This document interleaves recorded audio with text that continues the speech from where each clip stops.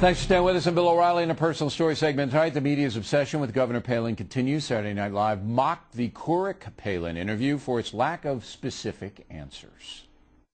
But again, and not to belabor the point, one specific thing.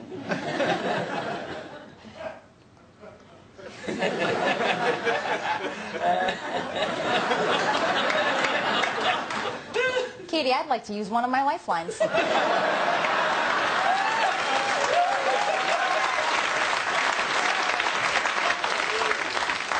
I'm sorry? I want to phone a friend. You don't have any lifelines. Well, in that case, I'm just gonna have to get back to you. Also, movie star Ashley Judd has attacked Palin. We'll show you that clip a bit later on. Joining us now from Washington, Fox News analyst Juan Williams and Mary Catherine Ham. Mary Catherine, because of the seriousness of the economic situation, the presidential race has taken on even more gravitas, importance, urgency. It seems to me that many in the media are using this as an attempt to demean, as much as they can, Palin as a non-serious person. So while this satire is funny, and they did mock Bill Clinton on SNL, and I'll show you that clip a little later on, and it's certainly in bounds, there's nothing wrong with it, the overarch is if we can show America that Palin is a total buffoon, doesn't know anything, we'll get our guys elected. I think that's what's going on. Well, I think that the McCain campaign has always known that they would be up against the media in this sense. I think you're right. SNL's not taking any shots that are totally out of bounds here. Some other folks in the media did at the beginning, which sets them up to have some trouble being too critical of her now without it backfiring. Palin, in some cases hasn't done herself a lot of favors in certain interviews, and she's really got to make it up on Thursday. This is all going to shake out in a big way on Thursday when she meets up with Biden, and she's got to make a point of making herself this intelligent and confident and credible woman. Although I will say that Republicans don't often fare that badly when they're painted as dumb by the media. It happened to Reagan. It happened to Bush. I mean, it's happened to many of them, and it doesn't always reflect reality. Okay, but she has to make sure she fights against that on Thursday. Certainly. Oh, absolutely. She's got to come across as very statesmanlike and with a wide frame of reference. But now with panic and fear and anger, Juan, this takes on more importance. I mean, how intelligent the woman is. Does she have a grasp of what's going on in this country? Because people now are really, really afraid.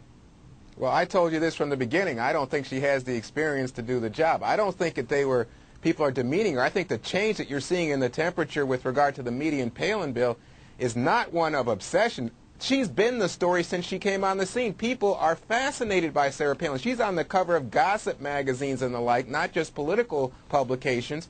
But now all of a sudden you have conservative Republicans, columnists and strategists who are publicly saying, hey, we wonder if she's really up to the job. And that's because of what she did on the Katie Couric, the real Katie Couric interview, where she's, was set up to just answer, why do you have any foreign policy experience because you say you live in Alaska? Explain that.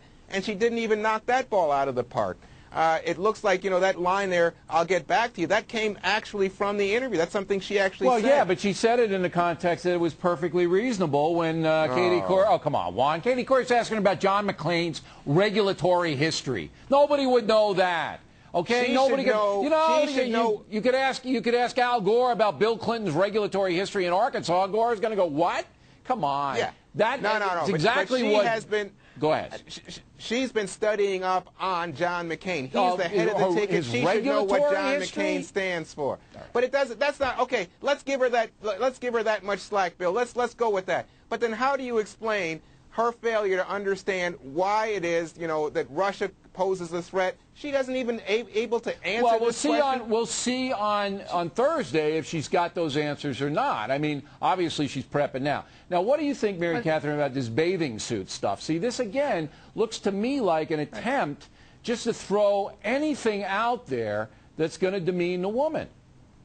Well, I think one of the memes that we're coming across is her as this sort of beauty pageant contestant. She's a dumb, pretty girl is what they're trying to get across. But I think with that pageant video, especially on the Internet, this is a case where a lot of media elites are going to look down on this and say, oh, well, we don't like this about Sarah Palin. But a lot of normal people are going to look at the video and go, hey, you know, this is something we do in our normal lives. This is something I know a lot of people who do. She's in it for the scholarship money. It happened years and years ago, and they're not going to see anything wrong with it. And it once again has the ability to backlash on the media's part, being too harsh on her. But about I think that you're kind of right. I think the Thursday night, and I'm going to be interested to see what you guys think about this debate on Thursday. It's going to be big, and then she's got to get out there after that. And she